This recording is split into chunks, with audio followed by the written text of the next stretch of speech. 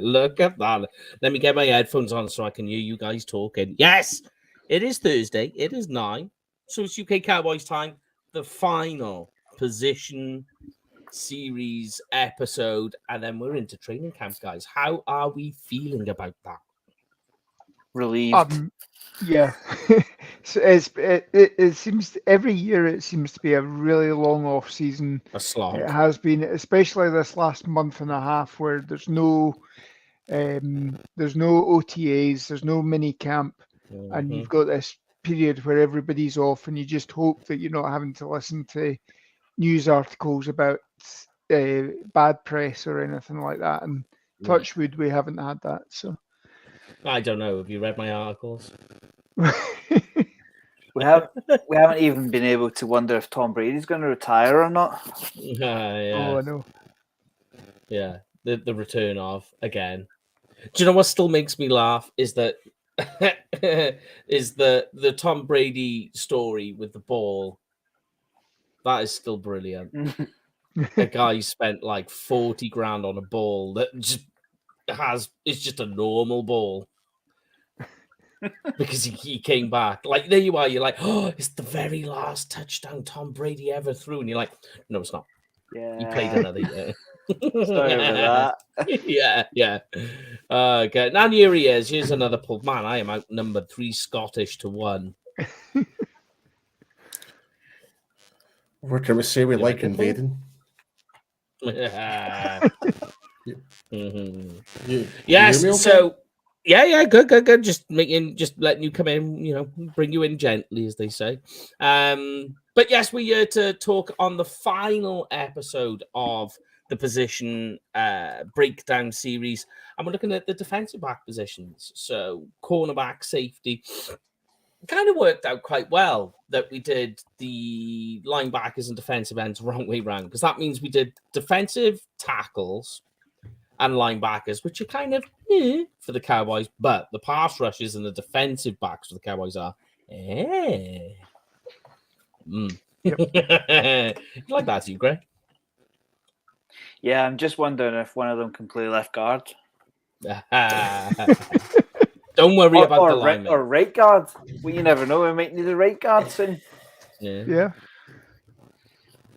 How do we all feel about how do we all feel about that? It's never quiet, is it? It's never quiet in Dallas, Texas. Yeah. There's always something. It's now becoming the city that never sleeps now. Are we just going to dive straight into that, Mike?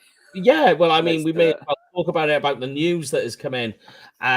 So, first of all, Dak Prescott hit the news waves talking about how he's not throwing 10 interceptions this year, as well as not having his wide receivers tip passes. So, that's a good start. But also, Zach Martin has hit the airwaves yesterday or the day before, depending, well, last week, if you're watching this later on in the weekend, as saying that he wants his contract looking at, that he's not being paid enough, which I totally agree.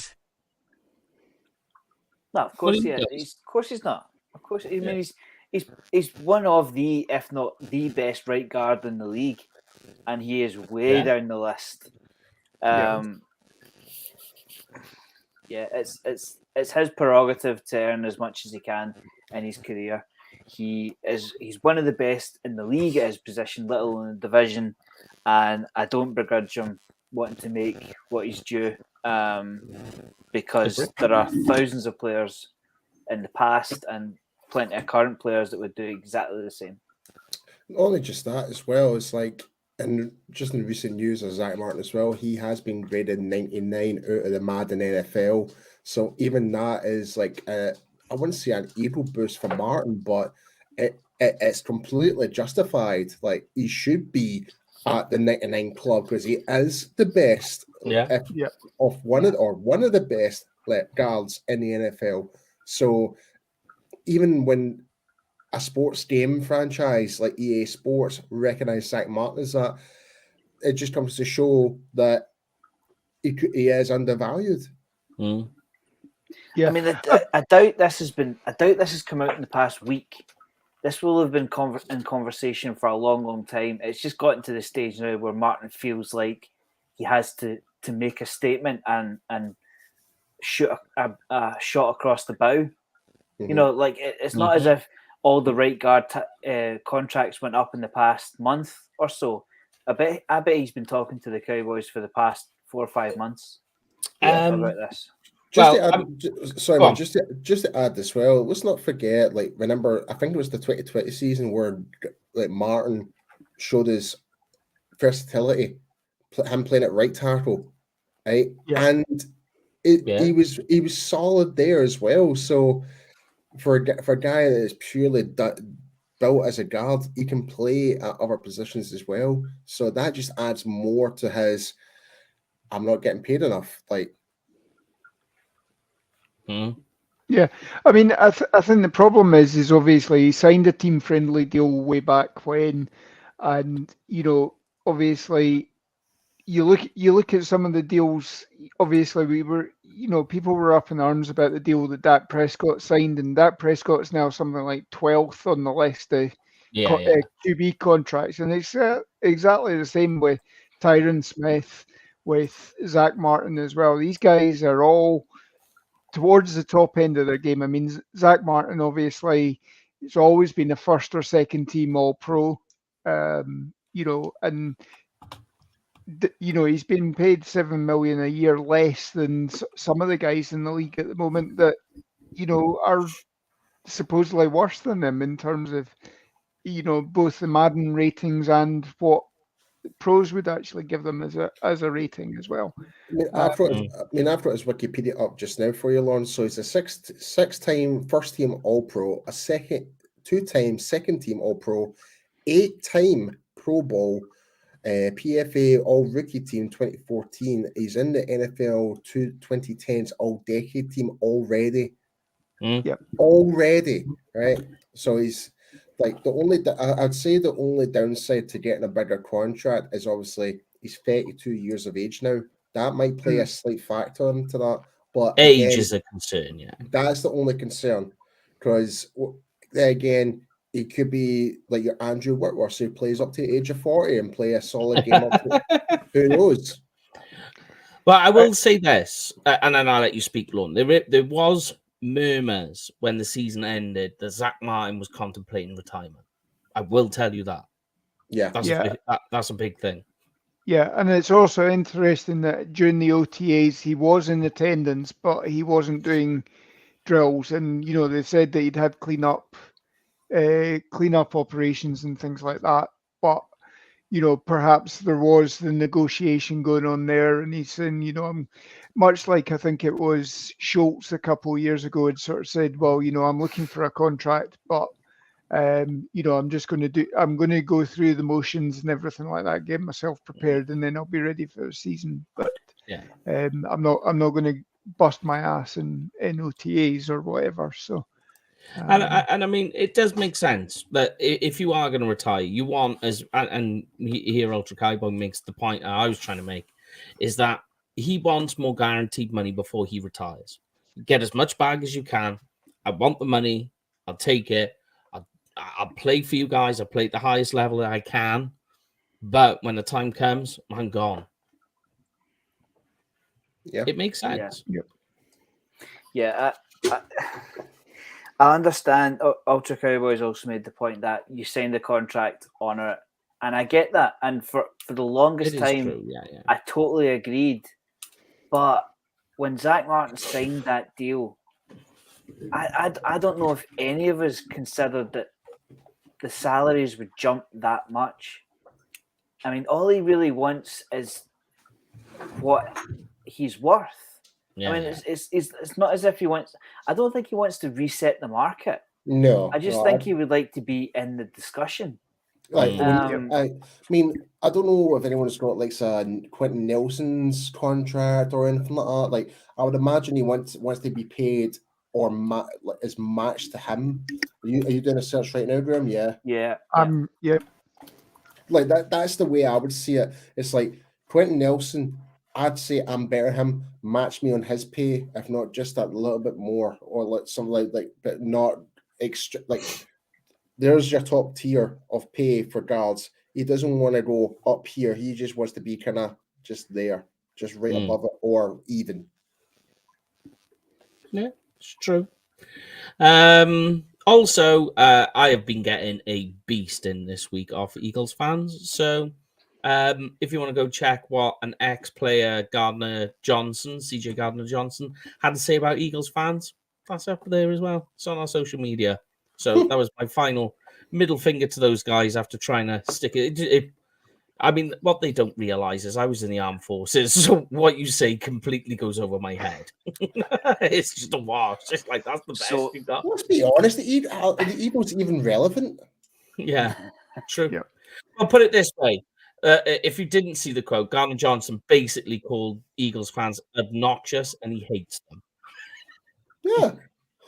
And he's just like, yeah. He did use more profanity than that. It's no secret. Like, does anyone not forgot what the Eagles fans did to the Vikings fans during that playoff run? Yeah, true. Like throwing beer cans at kids and stuff like that, and families, and trashing up their own city when they actually did win their first ever Super Bowl, the first and only. So. I like the arm fold at the end, Paul. It was the arm fold that finished it. Like, He hasn't got a mic to drop, so it's just the arm fold instead. The arm fold.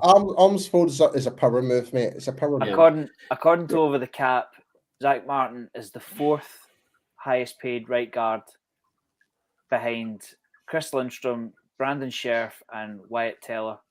Okay. Chris Lindstrom is on an average of 20 million. Zach Martin is on an average of 14. But they are hugely behind tackles. If you were to call Martin a tackle, 25, 23, 23, 19, 18, he doesn't come close. Yeah. But he's not a tackle. I mean, let's be honest, he's not a tackle. So what would you say the ballpark would be? Like, if that's based on that information, I would say, like, okay, like, obviously you're not a tackle. You are one of the best guards. How does 22, 23 million a year sound? Like, that's what I would say. See, but that would make him the highest paid. Yeah.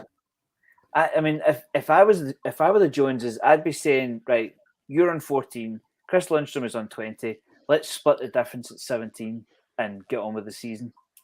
You know, that still makes him second highest paid. Not bad for a 32-year-old. I guess, but at the same time, I'd still take that as a bit of an insult. I'll be like, you think I'm not as instrumental? You not think as not instrumental as Chris Lindstrom? Because despite what I've done for the Cowboys over the years, I've kept this line intact for all those years. I've been to the Pro Bowl 8 years in a row. I'm a 6-time all. How many all times does Lindstrom have? He can batter all of his credentials to the Jones and say that. It's like that. If you think he's worth more than that, then wow. I just hope there's no leverage involved here. Yeah. Like he's realised how thin the offensive line is and thought, right, hold on a minute. I could make some extra dough here. I hope there's none of that.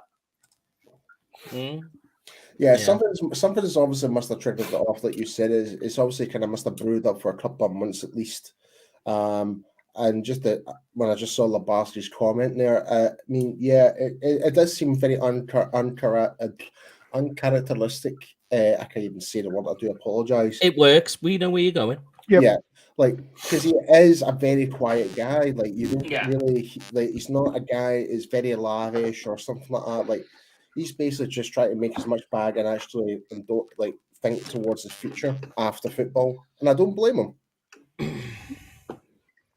Yeah, I mean, all of his guaranteed money's out the way. You know, obviously he gets the money as he signs the deal, and you know, every time that the Cowboys have basically accelerated the deal by converting some of the base salary into guaranteed money. Some of the problem. He gets that up front, and then he does. You know, at the moment he's only making 1.7 million in terms of his base salary this year. That's that's so he gets $1 million each week, or sorry, 170. What is it? 1/17 of 1.7 million divided by 17. Yeah. Yeah. So he gets that every week. But other than that, the Cowboys could actually, certainly not this year, but I think next year they could actually walk away from him if he is going downhill. So he's got, there's all this money that's in void years and everything like that. But if he gets injured, you can move on quite easily, and that's the consideration for him. He wants to remain a Cowboy or whatever, but he deserves to be paid. He wants to be paid as well. So, and I don't think any fan would argue, like, when you compare the whole Zeke contract or the Dak contract, it's like, if there's one guy that actually has been season by season for the lows and the highs, Zach Martin's always been there. He's been nothing but amazing. Yeah. And he's completely justified, like, that in, like, give me that. I just want that extra guarantee money, essentially. Really. He's easily one of our top 5 players every year he's played. I'd say the best. Easily. I mean, I wouldn't, it's a vague comment, but he's a Pro Bowler every single year. Yeah. I mean, this is him going into his 9th season now. So 8 years in a row. From this day he's been drafted, he's been in the Pro Bowl. And ironically, if you go and have a look as well at some of the offensive linemen that have gone in the Hall of Fame, Zach Martin has actually accomplished more. Yep. Yeah. Oh, That's first crazy. round ballot easily. Oh, sorry, I tell a lie.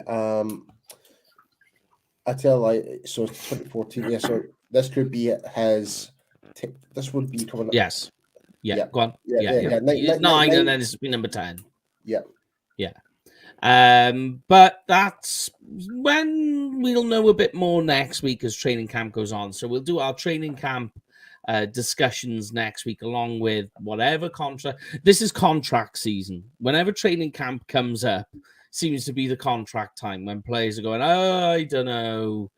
The veterans all wave their arms in the air. It's just that time of the year for it. I think there is an element as well. I mean, if you go back to the tail end of Larry Allen as well, Larry Allen used to hold out a little bit of training camp as well. And come in, he would always be ready for the first week of the season. But, there'd be 2 or 3 weeks where he didn't report to training camp and all that. And it was more that, you don't want, the older you get, the more bruised and battered you get as training camp goes on. And, you don't want to wear yourself out. You want to be ready so that you can still perform at the best you can for the season. Zach Martin's not going to be lying on the couch. If he is holding out, he's not going to be lying out on the couch and turn up as a big fat blob or whatever. He'll be ready to go as best he can do.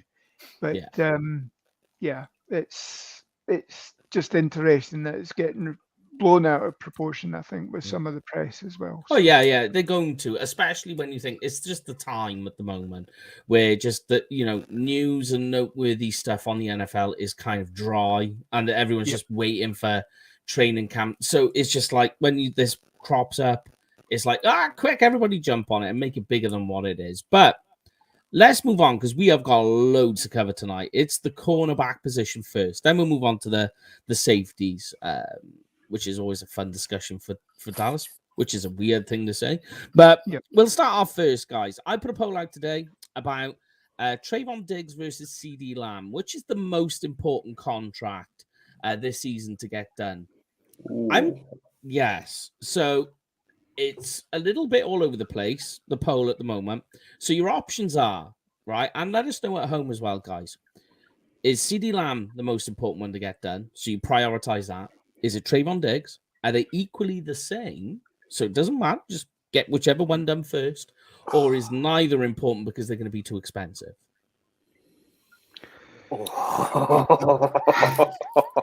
Right, so I think it is.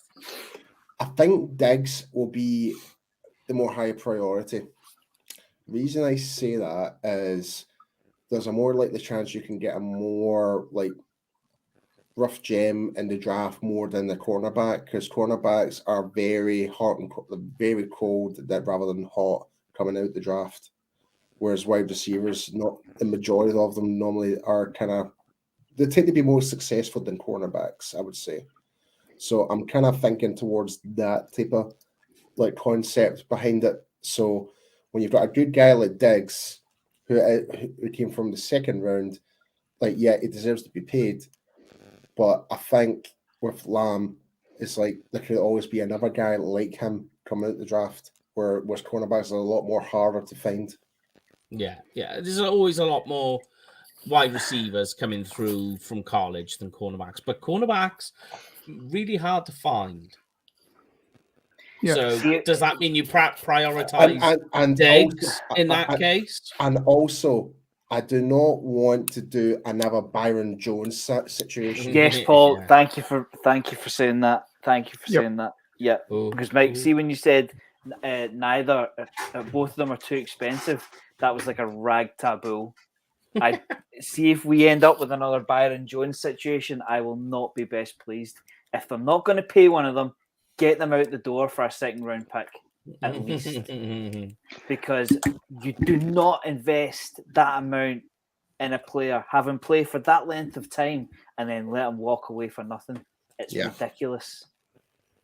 And here's my other side to thinking Diggs over CD. Although I really love CD, he's one of my favorite players on the roster. There's when you think about it, cornerback depth next year. We're fine this year. We'll get on to Stephon Gilmore in a moment. But when you think about it, the cornerback depth for Dallas is next season. If we didn't get Diggs done, our cornerback 1 is Deron Bland, and our cornerback 2 is whoever. A bunch of players who we've got massive questions on. Well, according to ESPN, or if it was based on no more Gilmore, no more Diggs, it's going to be Jordan Lewis, according to ESPN. But Jordan Lewis, he would be out of contract as well. So you would. And that's if he's able to play after the injury. If that's the case, then the next man up is either Eric Scott Jr. or Neshon Wright. Yeah. Yep. So and that's a bit of a drop compared to the skill level from Diggs and the experience factor from Gilmore. Yeah. I think for me, it's much of a muchness. So you want to try and get both of them done this year. Yeah. From the point of view, you want to try and get Diggs signed up now and get him on a deal where, you're not having to pay market value at the end of the season, where you are competing against other people.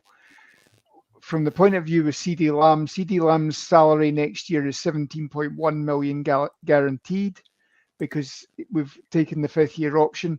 If you can get a long-term extension, you can lower that figure, and it's not actually new money. You've already made the allowance for that for next year, but if you roll it into another deal for another 4 years, you roll that 17 million in as well. You can get it back down to base salary, and you're still paying him 100 million over 5 years or whatever. But you're making it easier for the front end of the contract as well. But yep. Oh, Paul. Oh dear. No. To tack on to what Lauren was saying, I think that's the way you do it. I agree. You get Diggs done. You've got Lamb for another year, and you can tackle it when that comes around. In terms of importance, I would probably say that Lamb shades it, just because we've got Gilmore this year. Because when you look on offense, we're starting to the talent's starting to fall off. Do you get what I mean? We're getting a wee bit we're getting a wee bit old on offensive line. Mm-hmm. We don't have the running back depth that we used to. We're looking at B list. Let's be honest, we've got a lot of B list receivers behind. I would say that Lamb is more important. Interesting. I like it. Because, I mean, the thing is the way I'm looking at this, when you look at how good the roster is, at the moment, trying to decide who's the better cornerback between Diggs and Gilmore, I'm actually saying they're about the same. Just that Gilmore's obviously on the descent. He's coming towards the end of his career, especially, given his age. Cornerbacks from the age of 30, you kind of, and it's a big knock against Gilmore. I love Gilmore. I think he's brilliant cornerback, brilliant signing. Diggs and Gilmore are about the same, but Diggs is on his way up, as opposed to when Diggs is on his way down. But the biggest knock for me on Gilmore is his age. So that obviously leaves you with questions on durability for the position. That's my big scare. I think he's going to be fine. But I mean, like, based on the fact that if you compare the two and they're so close together, it's kind of like, man, I really want to keep Diggs. Yeah. Yep. I mean, that's the one. In terms of this, we'll get onto the guys in a minute, but did you all see that Madden has Stephon Gilmore as one of the top 10 corners in the league? I would imagine. He is still I think good. I think he was still, in terms of stats last year, I think he was still something like the 9th best cornerback last year, and that was playing on a substandard Indianapolis team. Yeah. And he still had about 5 or 6 interceptions, including one of Dak, if I remember rightly, as well. So, yeah, I mean, like and this is the crazy part. Let's talk about the two together. Is the fact that you've got a crazy pass rush that's coming down on you, right? But at some point, these quarterbacks are going to have to throw, and they're going to be throwing to either Diggs or Gilmore, who are both renowned for taking the ball away. Yep. This is a crazy idea to look at right now. You've got two ball hawks. I don't know how this is going to go. All I know is if I was a quarterback in the league, I'm thinking, oh no, the Cowboys pass rush is at me, and I've got two guys who love to send the ball the other way. What are we doing here? Like, the problems that creates.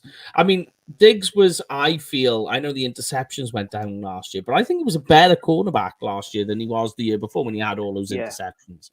He was much more locked down. But what are your guys' take? And we'll go around the horn and everyone at home. What's your take on Gilmore? What do you think he's going to do this year? I still think there's something there. Yeah. He's not over. I wouldn't say he's over the hill. He's getting there, but he's not over the hill. He's certainly a starter. He's probably our most secure cornerback, shall I say, in terms of risk. I mean, we'll get on to having two ball hawks either side. They're going to lose one eventually. Playing the ball, Diggs did let one or two big ones go. It's probably going to be slightly similar with Gilmore, so we're going to have to take the rough with the smooth. Yeah. But it's quite a 1-2 tandem, isn't it? I'd have to think about the last time we had such a good 1-2 punch at corner. Well, I mean, I'd even garnered that, quarterbacks, if they're lining up and they're going, wait a minute, Dallas pass rush coming on you, you got Diggs, you got Gilmore, let's throw it to the slot receiver. Oh, wait a minute, he's covered by Deron Bland. Again, led the team with interceptions last year as well. You go. 5 interceptions or whatever it was. And he's a bit of a ball hawk as well. As long as he doesn't have a sophomore slump, this defense doesn't seem to have a lot of chinks in its armor, and you're gonna have to have an incredible scheme to put the Cowboys in a bad position. So there's going to be a hell of a lot of offensive coordinators that we'll be facing that will be having sleepless nights in the week before playoff. Yeah, I mean, it is crazy. Here's one, though, right? And one for you, Paul. What does Gilmore do? Having him in you, imagine what this cornerback depth looks like without him in there. So you're going to have to, obviously, that raises Bland. You're looking at Lewis. You're looking at Kelvin Joseph, Nation Wright. If you want to add Israel Mukwamu in as a cornerback, you can, because I think that works. I think they are going to try and push for that.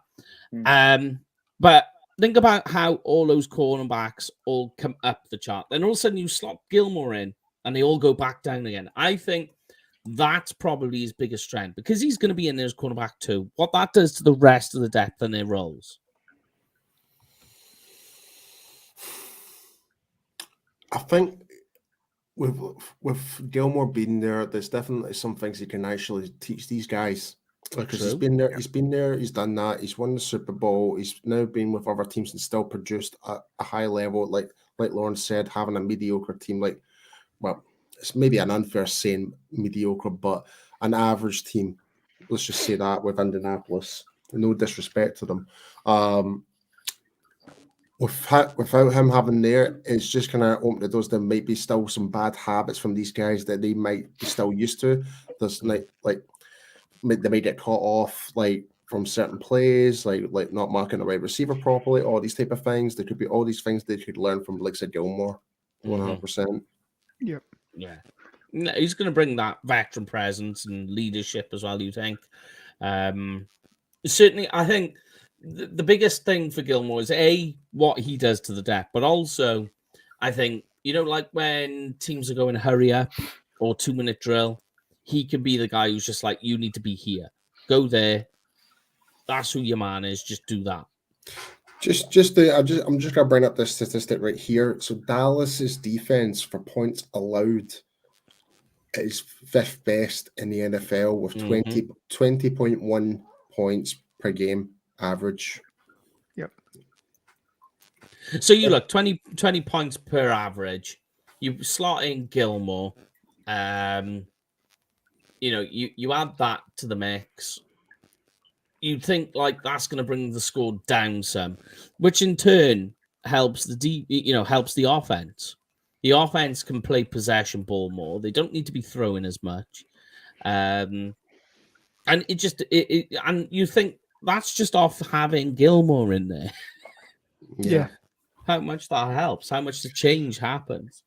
I mean, I think also just with his name alone being on the roster, it's going to give other offenses something else to think about. It's like, we're going to throw it to Diggs' side. He can be a bit of a ball hawk. Is it worth taking the risk? Then you're like, oh, bugger, we've got Stephen Gilmore on the other side. It's like, that's it. It's going to make quarterbacks overthink a lot more going into the season. And all that will do then is bring in more pass rushes.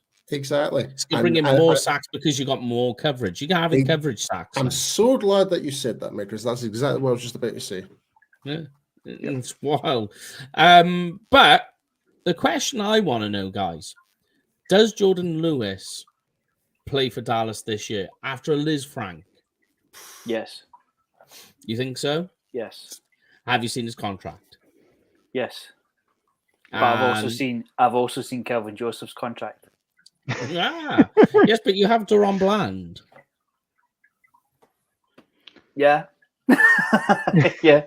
You've got Deron Bland, and they're both playing the same role as a slot corner. You can cut Diggs. You don't want to be cutting Diggs. You can cut Jordan Lewis. Right now, it's not going to cost you a lot in dead cap. He's quite expensive. He's coming up double digits on the cap. He's got the Liz Frank, so there's a massive question mark. There is no more debilitating injury to a cornerback, I feel, than that, right? Achilles is probably another bad one. ACL, I mean, that's the dreaded word. But when you look at it, there is nothing worse for a cornerback than that injury. His age as well. So he's coming up to, I think, 28 years of age. So it's wild to think he's a veteran for the Cowboys. He's been here that long. Yeah. But you got Deron Bland, the young back who's shown that he can do it. So you can save all that money, which you can then pay Zach Martin for. And you're back right still in the mix of it all. And I know what you're saying, Gray, because I'll ask you about this. But don't forget, if you did want to, you could put Israel Mukwamu in as your cornerback 4. How do you feel about that? It is a shout. Yeah, it is a shout. There's every chance they say to Jordan Lewis, look, we're going to let you go. How do you feel about a pay cut? Just to see in terms of injury, because I could live with the idea of Mukwamu as corner 4, but he took snaps last year. The end of last year, it looked okay. He was quite high. I still think he's quite high on the safety list. See, now we'll get to safeties in a minute, and this is why I think Mukwamu will shift to cornerback. We'll get to the safeties in a moment, but I see what you're saying, because he does have the safety type body, and they did try and get him in on that. Yeah, I think it's interesting though that Kelvin Joseph as well in OTAs there, they were using him at points as a safety as well, so they may be looking at. They're maybe looking at swapping him out to safety and bring Mukwamu up or whatever. The big question is, does Deron Bland follow it up this year, or does he have a sophomore slump? And, you know, you will have teams that will go 4 wide receivers against us, so you still need another slot cornerback. Yeah, you need a 4th. And then God help you that, you know, these guys, because they're twisting and turning, they're cutting to catch up with receivers, they're going to do things to their legs, and you're going to get injuries as well. So, you know, at the moment, it pays to have somebody like Jordan Lewis on. By all accounts, to be a safety blanket. Looking at the social media stuff that's been put out at the moment, he's running smoothly. You know, again today, and I was trying to put it onto my Instagram post as well. We've been talking the last couple of weeks about Terrence Steele and will he be ready? He looks fine with the drills that he's doing with Duke Manyweather and the OL masterminds and what have you. So yeah, it's off season and you're not doing the physical contact, but you know the drills that he's doing is showing that he can cut and everything like that. So potentially he's back to being able to play, and he looks, you know, Liz Frank is a difficult injury to come back from. But he looks like he could be playing this year if you know, if it's not a case of everybody surpassing him. I think he's got a good chance to make this roster still. Yeah. So you're thinking keep Lewis because he's the known commodity. We've seen what he's done. He's taken over games before. What was the game? Was it the New Orleans game where he just completely took over? Yeah. Yes, it was actually. It was the running back. I forget his name. Just completely took him out of the game. I might be remembering this wrong, but to sum it all the thought up, what are the chances that Gilmore, Diggs, and Bland play 17 games? I don't think it's 100%. It's maybe 90, 85%, particularly with Gilmore. The Gilmore is the one, Can you see Gilmore playing 17 games? I'm not sure. Yeah. So, and then if you're keeping Jordan Lewis as well, Gray, right? Because you've got the durability question. Yeah. So you just need the numbers. I mean, well, let's talk down the depth. We'll put these two in the same bracket: Nashawn Wright and Kelvin Joseph. Both. The irony is if you took both cornerbacks, mix them into one cornerback, you'd have a really good cornerback. Just the trouble is you got Nashawn Wright, who's just not physical enough. He's got the length, he's got the height, he's got the reach, he's got the jumps. He's just not physical enough in what he does. And Kelvin Joseph just doesn't seem to want to play football. His love for football isn't there. Is his issue. So, I mean, what are we thinking with these two guys? Make or break year? Or do you think one more than the other? No, I think Joseph's gone. I'm going to put my card on the table. I think he's gone. I think the stuff we've seen him at safety, it's basically right. Can this guy play safety? No. Right. Thanks for the memories, Kelvin, or the limited memories. I don't know if you guys have seen it, but he's been releasing music lately. If I was a second round pick, making $2 million and playing special teams, I'd be a bit more concerned about my footballing career. But do you know what? These concerns were there when we drafted him. Yeah, I don't think there's been any change. There's nothing out of left field. I think we knew that. I'll say this about Kelvin Joseph. He was given the opportunity at training camp last year, but he was getting absolutely ragdolled by third-string wide receivers in training camp. Mm-hmm. That to me is not worth a second-round draft pick. No, although I know what you guys are gonna say, right? But one thing he has shown to be good at is special teams, and I know what the complaint's going to be. It's not justified for a second-round draft pick, though, Mike. Like, what I mean? Like, when have you ever seen anyone but special teams other than the kicker that went in the first round for the Oakland Raiders back then, Janikowski? When was the last time you saw a special teams player go so high up? It just makes no sense drafting someone that was supposed to be a cornerback, supposed to be the next in line to be Trevon Diggs, is failed in every opportunity he has when he's been on that position. Especially in training camp, when he's actually been on the field, when we've had to put him in there, he's not really delivered. The only thing he's done well, and don't forget, even special teams, he's made mistakes. He has. Yeah, I mean, he's caused unnecessary penalties. Mm-hmm. Yeah, he's still a liability on special teams where he gets in the halo zone of a fair catch or whatever, and that's more than rookie. Even a rookie should know that. And remember, you only have to remember the bench clearing brawl that Paul was at with the Raiders in the Thanksgiving Day game a couple of years back as well. That was him going down. He was going down the field. Now, whatever it was that he said, the guy then took a side swipe at him as well off the field, and it ended up with a bench clearing brawl that all the refs had to. The refs upstairs had to come down from the booth to clear it up as well. So I mean, the guy even has the balls to wear number 1. What? I mean, it's going to take a bit more effort, Kelvin. I'll be honest. So go on. You've got a second round pick starting for the Cowboys this year, hoping to reset the market. Could you not have been the next second round pick to do that? Hell no. Too much effort. See the way he reminds me a lot of Tristan Hill. Yeah. And in fact, it's maybe as more of an insult to Tristan Hill, because at least Tristan Hill, in 1 year when he actually was on the field, he actually made some contribution. I have no problem with Kelvin Joseph. I just think his mind is somewhere else, and it's not on football. And there has been reports before of him just turning up and not paying attention in meetings and not doing drills properly. So, and I think it's not him, right? This is my theory. And bear in mind, I know nothing of his background. I just think that it's not him. It's the crowd he's around. Yep.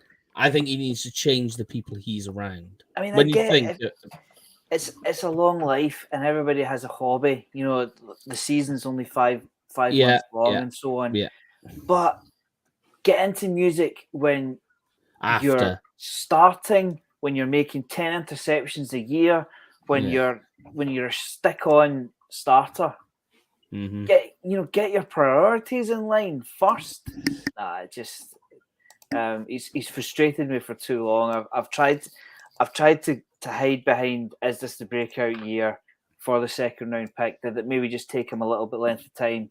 Nah, I've given up the support now. We've too many experienced players to keep our fingers crossed and hoping that the light comes on one day. I mean, we're talking about cutting Jordan Lewis. Jordan Lewis was on the brink of being one of our starters. True. The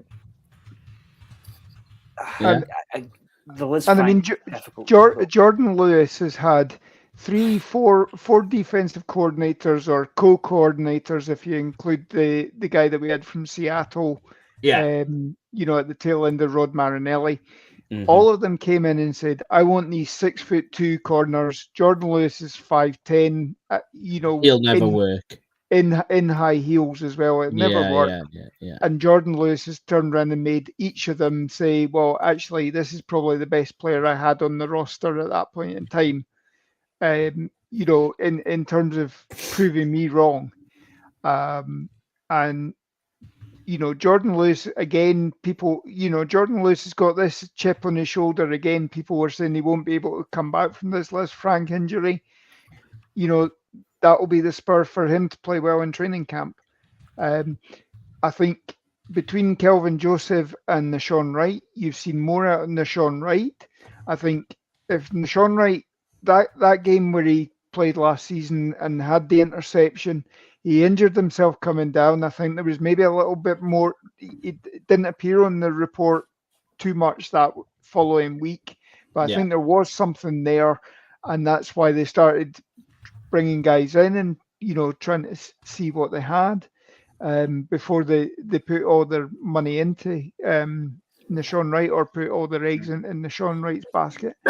And then by that point in time, you're sort of tailing off towards the postseason anyway. You want to try and get guys as healthy as possible. So you're still tinkering a little bit at the end of the season, and then you saw Nashawn Wright playing in the playoffs as well a little bit. So certainly much more than Kelvin Joseph did. I think Kelvin Joseph, unless he literally just blows everybody up this training camp, which I don't see it. As Graham says, everything, where everybody is releasing these videos, showing them running drills and doing training, you're not seeing that with Kelvin Joseph. You're seeing his rap videos, you're seeing him hanging about in street corners and all that sort of stuff. And, it's cheers, Chris. Yep. The big 4-8 yesterday, so. I mean, it wasn't so long ago we were saying to ourselves, "Don't worry about the Chido Awuzie injury. Jordan Lewis can step in." Yeah, true. Looking at the other guys, though, we'll just run quick through these last three guys, and we'll move to safety. CJ Goodwin, special teamer. I don't think he's he's guaranteed a spot this year because there's quite a few players who can play special teams now. I think he's worth keeping because he is generally a very good special teams player, but we'll see how that goes. Last two, though, Miles Brook and Eric Scott Jr., both interesting players. I've been watching some videos on Eric Scott, and he's interesting me more and more. I don't know if he plays this year, but definitely he's one of the guys I've got on my practice squad. Yeah, I think as you say, I mean, when we signed Deron Bland last year as well, Deron Bland, you were like, who is this guy? It wasn't much heralded, and then again, it's a case of put all your faith into Dan Quinn because Dan Quinn's managed to get magic out of it. I think there is a roll of the dice here with him. But I think, the more I see of it, the more video I watch, the more upside there is there as well with him. So I certainly think it is, and again, this is, if you can get them at relatively cheap cost, you can maybe move on from Diggs. And you've got the teaching of Gilmore this year. Get these guys up to speed a lot faster. And they'll be able to hit the ground running. And I know Graham hates this, but the Cowboys are actually doing quite well this year, or they do quite well with the compensatory picks. They don't necessarily trade a guy mid-season to get a main pick. Yes, it's a year down the line that you get that that compensatory pick. But you know, if you've got somebody who's ready to take his spot, then you know it's a benefit from that. They always seem to lean on them, don't they?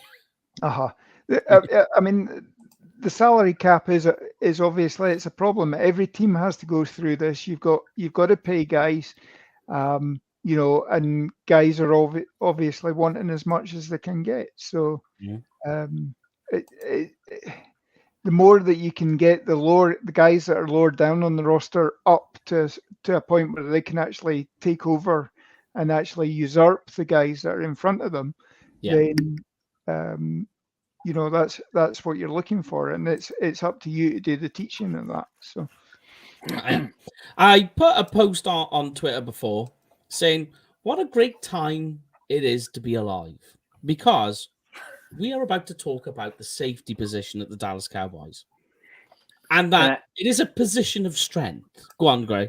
Can I chime in with one more fun fact? So Paul might have seen this already. The ESPN depth chart. Eric Scott Jr., who was our 178th pick in this year's draft, he's ranked above Kelvin Joseph. Yep. And he hasn't even played a game. Yeah, he hasn't even made training camp yet. But yeah, well, while you're on the line here, Graham, because me and you have spoken about the safety position for Dallas for a very long time, and the confusion behind it. Like I can remember the days where we'd be happy Barry Church was playing. He wasn't injured. We're like, yeah, Barry Church is back. He's playing with a broken arm. Yeah. Gone are those days now. Anyone with a pulse? Is there anybody with a pulse? Yeah, it was literally like that sometimes at safety. So I'm going to go out there and say that certainly in the NFC, when you look at the top three guys, we're talking mainly the top three for Dallas, I don't think there's any better at safety. What a time to be alive to say that. It's quite incredible. Yeah, it's we've raved about the Cowboys defense for a long time now. I think this Cowboys defense is top 5 in the league, quite easily. Like Lauren said earlier on in the show, there are no holes in this defense. It's solid at least, at very, very least. There are so many playmakers on this defense. Yeah, boy. I will say to them, there was a hole in our defense, but we have addressed that in the draft. Yeah, they've plugged it. True. Yeah, that's the defensive tackle. Yeah, you're absolutely right, Paul. That was maybe a spot, but they've run stopper. And they've used a first round pick to do it. So absolutely. Yep. But Mike, yeah, go back to safety. Quite special. I mean, like Malik Hooker has been the guy that we wanted him to be and more. Donovan Wilson. I loved it when they picked him up. I was like, oh.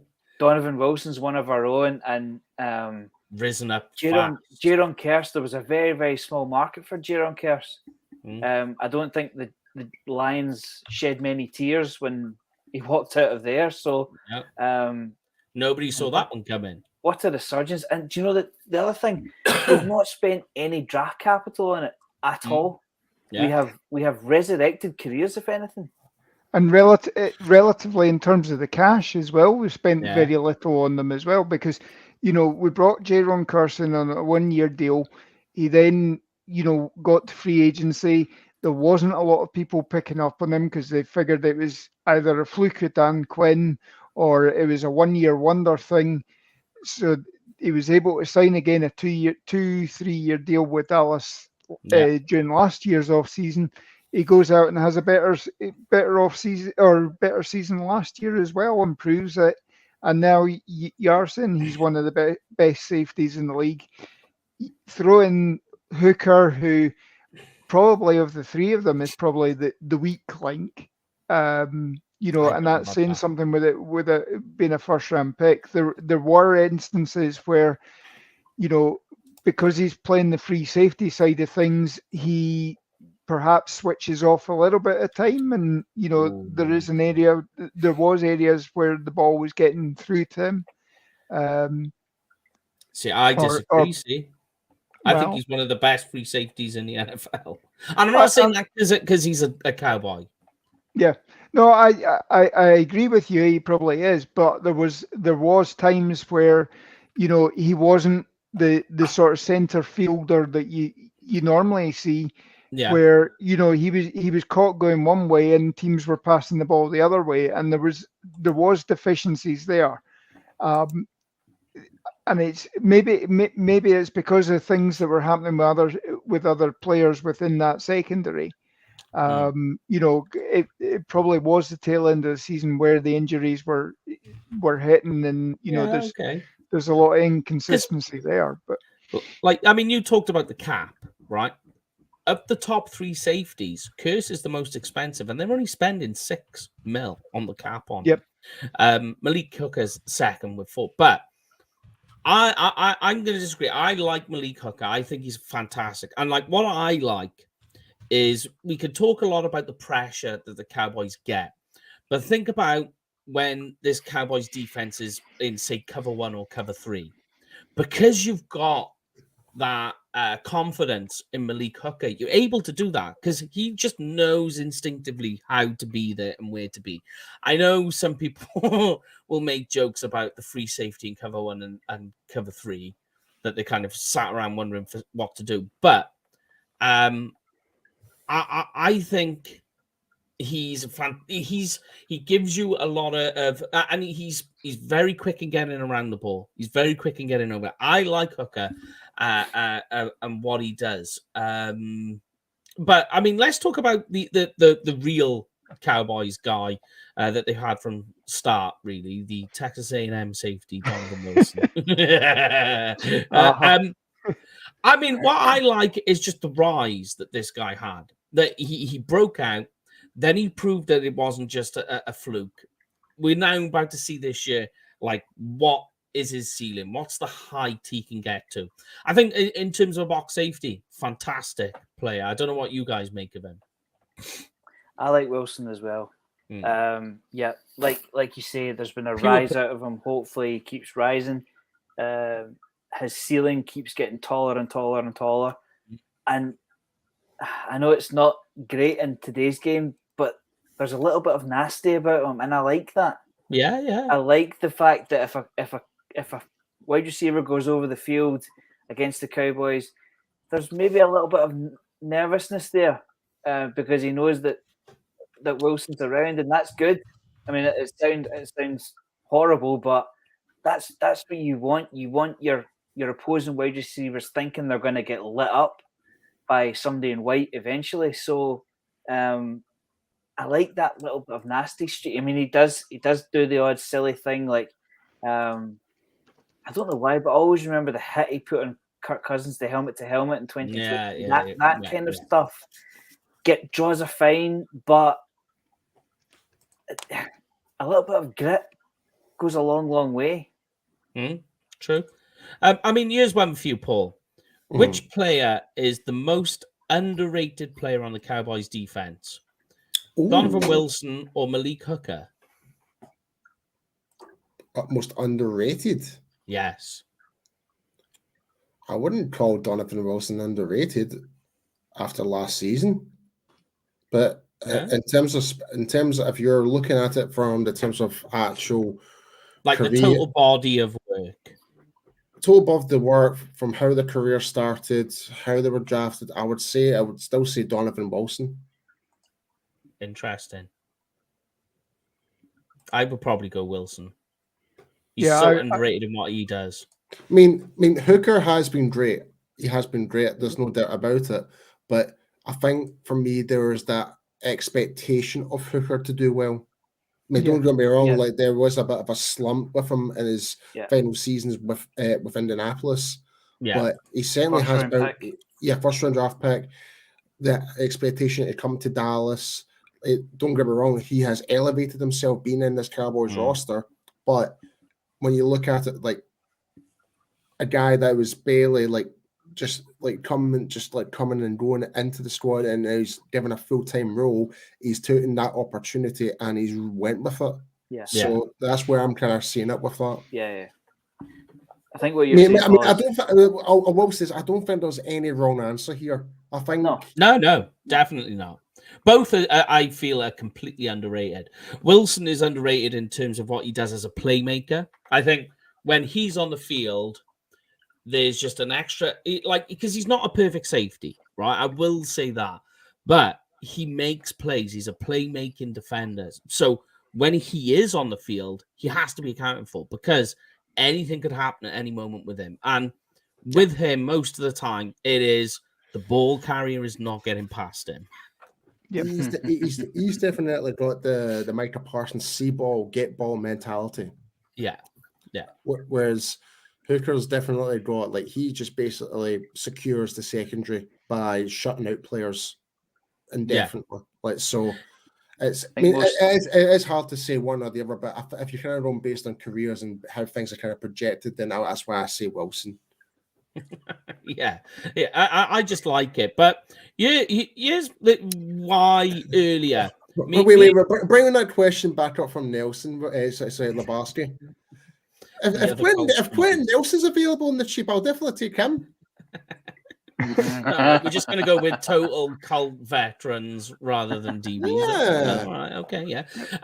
But yeah, you mentioned earlier, Gray, with the talk of Israel Mukuamu. I think your top three are set. And we all know what Jaron Kearse is going to be. He's going to be that other box safety, tight end killer, whatever you want to call him. That's playing down close to the line in the box and helping on coverage because he's doing it all there as well, right? Israel Mukuamu, I think they're going to try and push to be a cornerback so he can be your cornerback 4. The other reason being is you got your 3 safeties. Now you got to figure out, are you going to keep a 4th, right? And if Israel Mukuamu's in it, kind of forces him in. But the other reason why is I want to see what Marquise Bell is made of. Yeah. See, this is the guy I was really excited about, like, because I still cannot believe we managed to get him as an undrafted free agent. True. Like, I really thought he would have went like the 6th or 7th round, because even though he went to a small school, but his highlight reel was phenomenal. So I would like to run, see stop, and safety. I mean, wow. Yeah. So with these preseason games, I really like to see as much as possible from him, and obviously with training camp. So, but yeah, I'm very excited to see how Bell has developed with the offseason there. Yeah. He's got the rookie jitters out of his system. He's played the majority of quite a lot of special teams. He's not really featured much on the actual defense as much as you would like to. But again, that's what happens when you're an undrafted free agent. There's a low expectation of you seeing on the field. But I think with him now, like, he really needs to stamp his authority if he really wants to get in and compete, like, even as a second stringer, pretty much. Yeah, I think they're likening him to Jaron Kearse. So ultimately, again, if Jaron Kearse goes down injured, you've got Marquise Bell can step in, and then again, if when it comes to contract time, the money's not there for Jaron Kearse, you move on and you've got Marquise Bell as well. So I kind of worked it a similar way to you, Lorne, but slightly different. My way was, I was thinking linebackers, right? If linebacker has an issue, because our linebacker core is questionable in terms of durability, if something happens there, I'm putting Donovan Wilson in as a linebacker because he'd be able to do it. If that's the case, I'm now moving Marquise Bell off the practice squad to take his position. Yep. That's what I'm using him for. It's whether Marquise Bell can make a big enough push, as you say, Paul, with special teams to crack the 53. What do you reckon, Gray? To go back to Mukuamu, yes, one of my favorite sayings is the best ability is availability. True. And if he's pushing to be the 4th in safety and the 4th in corner, he certainly makes the 53 over my BFF Kelvin Joseph and the likes of him. I just I don't see why he can't make a push at corner. But I'm also, like you guys, I'm also intrigued to see if Bell can sneak in as the 53rd, 52nd. I don't know. There's an awful lot of players in that room at the moment. And that's a crazy thing. Think about what we're talking about here, right, Greg? We're talking about depth with the Cowboys at not cornerback, but also safety. We got our three. We're now talking. What are we doing with Marquise Bell? Because we could do. We've got depth, which is the crazy side. I know we've got the three guys. So you got Sheldrick Redwine, who I think he's just been a journeyman so far. Tyler Coyle has a possibility, and Juanye Thomas is. I think he'll be a cut. I think possibly he could make a push for the practice squad. Possibly, but yeah, they're looking as cuts. But there's still all this depth, and even still, if you don't, as you mentioned, Gray, put Mukwamu in as a cornerback, then he's safety. And if that's the case, that's more depth at the position again. Yep. Safety, quality, talent, and depth. Would you ever believe it? Not in a million years, I wouldn't. Because how many years have we went during the whole draft process? Is like, we need to draft a safety. We need to draft a safety. And it's like, without realizing it, we've actually got a pretty good, decent unit. Yeah. Yep. It is. It's wild. And you think as well, it didn't even take all that long. Like Dan Quinn comes in, and all of a sudden we've got J-Ron Curse, Malik Hooker, and Donovan Wilson all of a sudden hits his ceiling. And you're just like, wow. Like literally, as you mentioned, Gray as well, we didn't spend draft capital. We just went out, picked these guys up, and turned them around. Turned them into something that you're just like, oh, wow. These guys can play. Crazy. And it didn't even take that long. I mean, think of the scenario. If you're going in formation, three safeties, and say you have an injury to Deron Bland, for instance. Yeah. Where do you line up Mukwamu? It'd have to be corner. It would be corner, wouldn't it? Yeah. Yep. But he gets on the field.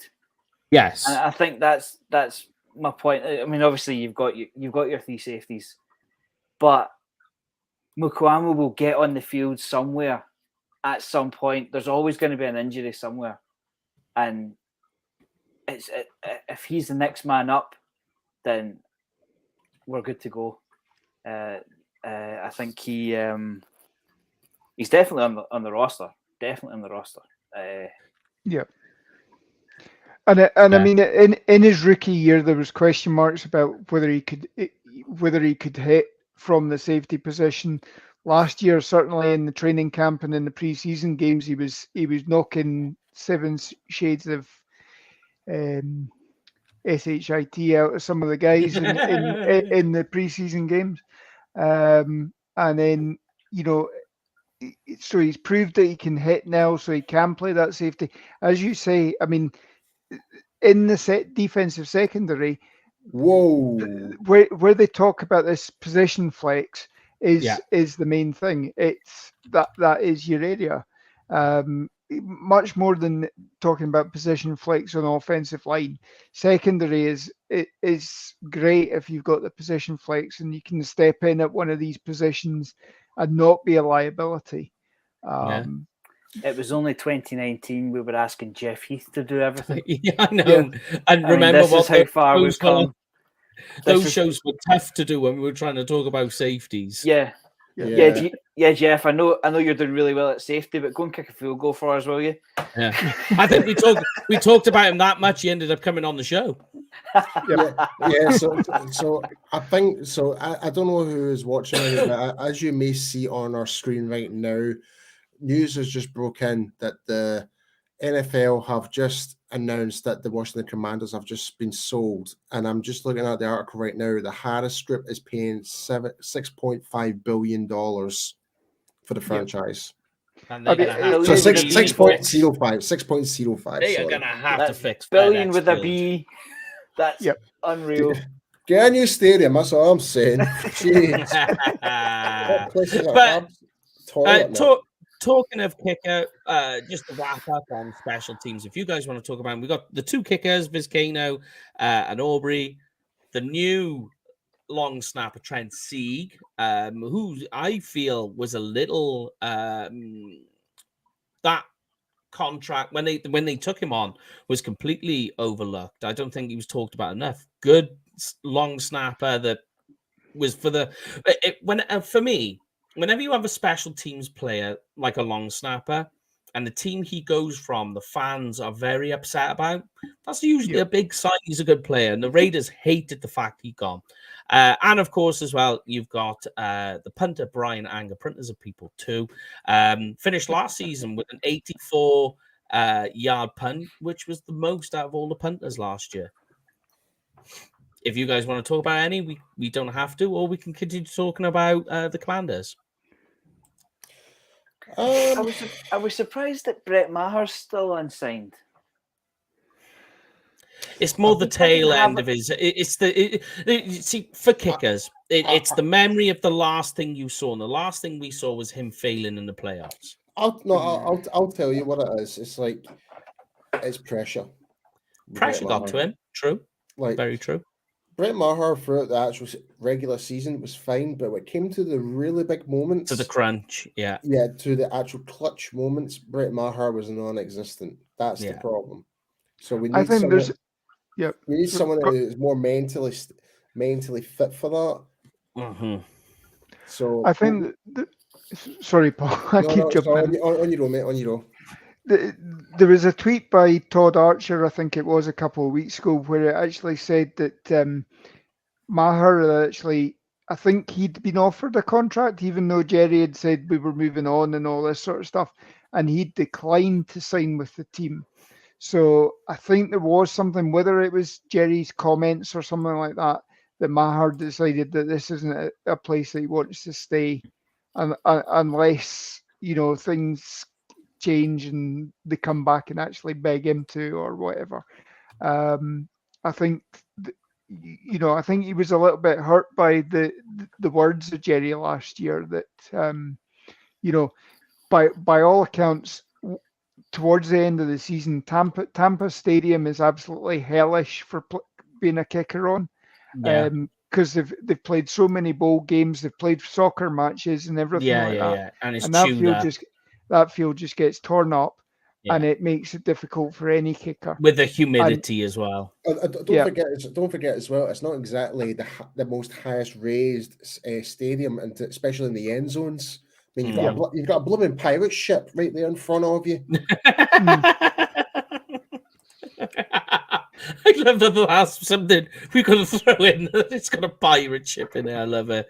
But yes, guys. So good news, right? We've just completed for another season the entire position breakdown series. If you need to go back, we've got all the positions covered, as well as if you go to Blogging the Boys, I've done a position breakdown series of articles. Paul was talking about them on his show. So thank you very much for that as well, by the way, sir. Very, very gracious of him that you had to use my my spiel to try and get you through a show. So I do apologize. I like that comment by Elizabeth Richardson. They kept Connor Williams for so long. What's wrong with Matt giving Maher a go? Let's be honest. Let's be honest. We did have Brett Maher come back twice. I don't think it's going to happen a third time.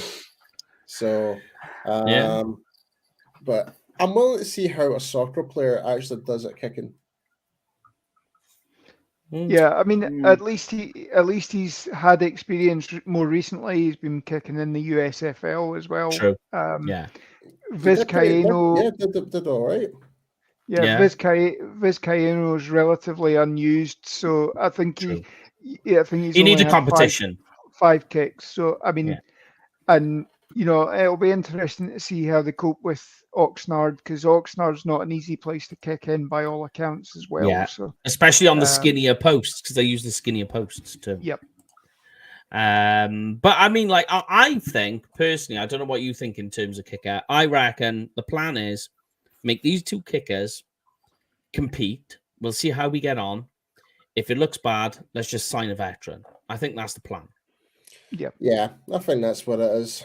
Yeah, but there's plenty of kickers out there at the moment that haven't been. So we'll just be like, bring him in. I think is the plan, because they seem, even last year the attitude was the same with kickers. Kind of like even when they did get Maha, it was like toward the end of camp, if I remember.